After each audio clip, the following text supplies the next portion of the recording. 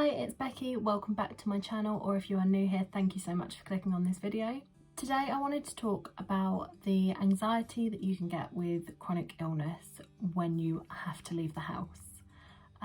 Obviously you can get anxiety about leaving the house without chronic illness, but I'm going to specifically kind of talk about my experience since having Crohn's. There were points in my life before I was diagnosed with Crohn's that I was anxious about leaving the house, and I definitely found ways to cope with it. It's just having a chronic illness kind of adds another dimension to that, and I just kind of wanted to share the things that I found helpful, so hopefully they might help some of you. I think this is especially important at the moment because I know a lot of people are a bit concerned about when lockdown ends, how they're going to feel actually leaving the house, and the anxiety of socialising again and how that's going to be different. So I think it is really important to kind of keep this conversation quite open, and you know, you're not alone in having anxiety about leaving the house no matter what the situation. I think that is really important to know, first of all, that you aren't alone in that. There are many people that suffer with anxiety about leaving the house. So that being said, I just want to share with you sort of a few tips, some technique that I have found especially useful since being diagnosed with Crohn's. So my first tip is to be prepared. I recently did a video about what I have in my bag, IBD edition kind of thing, and I have found this so helpful to have things in my bag that mean I feel prepared for things to go wrong. A lot of the time with anxiety, for me anyway, it is my brain telling me, oh, what if this happens, what if this happens, what if this happens. So for example, obviously I have Crohn's, and my anxiety would be saying, but what if you start to feel ill when you're out, and what if you feel really sick, and what if you can't get to a toilet, and what if that. And by knowing I have items that will help with those situations, by knowing I have a key to get into a toilet if I need it, by knowing I have baby wipes to clean myself up if I need to, by having those extra things, it just helps to know that I feel more prepared. This can be applied for any type of anxiety. If you have social anxiety and you know your brain is saying to you, but what if your breath smells? But what if you smell? Have some chewing gum in your bag, have some perfume in your bag. It's those kind of things, and it's just having something to kind of argue back, and you've got those items with you and you feel more prepared. Another tip I have is to make sure you feel good before leaving the house. You know, get ready, do your hair, do your makeup, put some nice clothes on, that kind of thing that's going to make you feel good and going to make you want to leave the house. You know, you're going to be like, well, I want people to see me today because I look good, and if you feel good, you look good, you're going to want to go out. So it's kind of important to give yourself the time to get ready, especially if it is an event or something. Give yourself the time, and then you're not going to have the anxiety of, oh my god, I need to be ready in 5 minutes and I'm not even out the shower yet. That's just going to add to the feeling of being anxious. The other thing is though, do not give yourself too much time. So it's the delicate balance of giving yourself enough time to feel good, but don't give yourself too much time that then you're ready and you've got hours to spare, because when that happens, I'm just going to sit there and think of all the worst possible situations that are going to happen once I leave the house. I've done that before, where I've been ready, I've had my hair done, my makeup done, I felt good, and then I kind of looked at my phone and was like, oh, I've got like an hour. So then you sit down and you start thinking about all the things that could go wrong if you leave the house. And I didn't leave. I texted the person I was meant to be meeting and said, oh, sorry, I'm sick, can't come out. Give yourself enough time to feel comfortable and confident, but not too much time that then you are ready and waiting around. Another tip I have is to ask people for support. So this can be the people that you are going out with. So I know that my friends will be extremely supportive. If I text them and say, I'm having a bit of a wobble, I'm not sure how I feel, I don't know if I feel comfortable to go out today, or whatever it is, they will try and help me with that. And also they will understand if that if on that day it actually means no, I can't go out. The other thing you can do to ask for support, if you have a chronic illness like Crohn's, is actually ask the event what support they have in place for you. Because again, a lot of the time it's, what if I can't get to the toilet? What if I feel sick? What if this? What if that? If you email an event that you're going to or a location you're going to and just explain, I have a hidden disability, or I have a condition where I can't stand for long periods of time, or anything like that, ask them what they can do. It never hurts to ask. And I actually did this when I went to an event.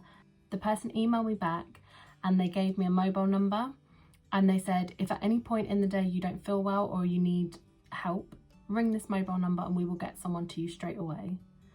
I didn't need to ring the mobile number, but the amount it reduced my anxiety by knowing that if I did need to, I could do that, it really helped. And so many places are really kind of looking out for people with hidden disabilities or anything like that, that it's useful just to ask.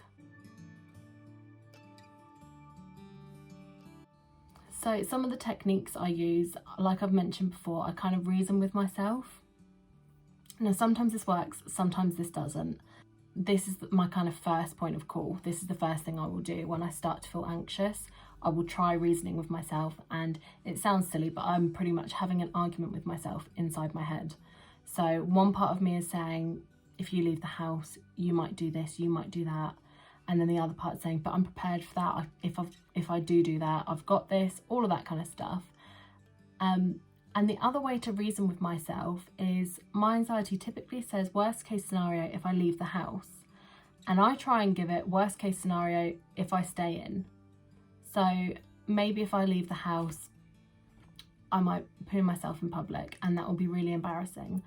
But if I stay in, I might not meet the person who's going to change my life forever. Who knows? I might not pick up the winning lottery ticket that's on the pavement.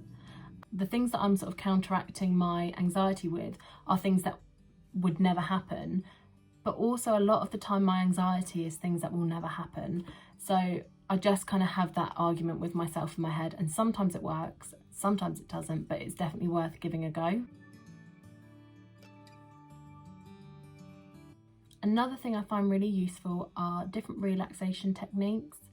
So this can be a kind of breathing exercise, and I find sort of doing a few deep breaths really helps with my anxiety, or it can be doing a meditation, doing some visualization, those kind of things that will help me to just relax my mind and feel much more comfortable. I have not gone too in depth with these techniques because it is really important that you find what works for you, and it can be a bit of trial and error. So just have a look at what relaxation techniques are out there and find the one that suits you the best. About leaving the house. And another technique which I'm sure isn't the most healthy is just to distract myself. And I say it's not the most healthy because I'm not really dealing with my anxiety. I'm just distracting myself from it long enough to get over the initial part. So what I would do is, when I needed to leave the house, when I knew I was having to leave the house, I would phone someone, and I wouldn't tell them I was anxious. I wouldn't tell them that I was struggling. I would just phone someone and just speak to them. And when they said, oh, what are you doing? It would be, oh, I'm just leaving the house to go to the shop, or whatever I was leaving the house to do, because I've already told them I'm doing that, and then I'm on the phone to them, and then I'm doing it before I'm thinking about it. And just kind of like that, I was out the house already, and I was on the phone to them for the bit that was the most scary, but I wasn't telling them. You're not giving your anxiety the sort of limelight. You're not letting the anxiety be the thing that you're talking about. You're talking about actually leaving the house, and you're letting leaving the house become the priority. And I don't know, that for me just helps, just to be on the phone to someone and kind of distract myself from the anxiety to leave the house. Another way that you can do this is with music. So I will just put my earphones in, listen to a song that I really like. Especially if I have to walk somewhere, I find that having my music in, that just helps to reduce the anxiety. And my final tip is, don't give up. So if you are watching this video, even if nothing else in this video has helped, just don't give up.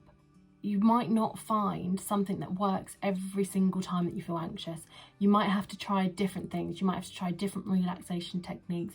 You may have to find something completely new that just works for you, and that's fine. You will find that thing, but don't give up. The very fact that you're watching this video should tell you that you should not give up. And yes, anxiety can be extremely strong and it can feel completely overpowering, but you are stronger than your anxiety. And believe that. Don't give up. And even if one day you can't leave the house, you just can't bring yourself to do it, even if for a week you can't bring yourself to do it, it doesn't mean that that is where you are forever, and it doesn't mean you are always going to be in the house. Well, at the moment you're always in the house, but if it's because of your anxiety, it's not the case. You're not always going to have to stay in the house. Don't give up on yourself. So they are kind of my quick tips and tricks about the anxiety you may feel when leaving the house if you do suffer with a chronic illness. Obviously, I've thought of these in regards to just chronic illness and leaving the house. There are many other things you can do for other anxiety, and if you are really struggling, please go see your doctor or a healthcare professional to get some help. And just remember, you are not alone in the feelings that you feel, and although it can feel like that sometimes, you aren't alone. Thank you so much for clicking on this video. Please give this video a thumbs up and leave me a comment if there are things that you try to do to help reduce your anxiety for leaving the house. If you could hit that subscribe button, I'd really appreciate it, and hopefully I will see you in my next video. Bye!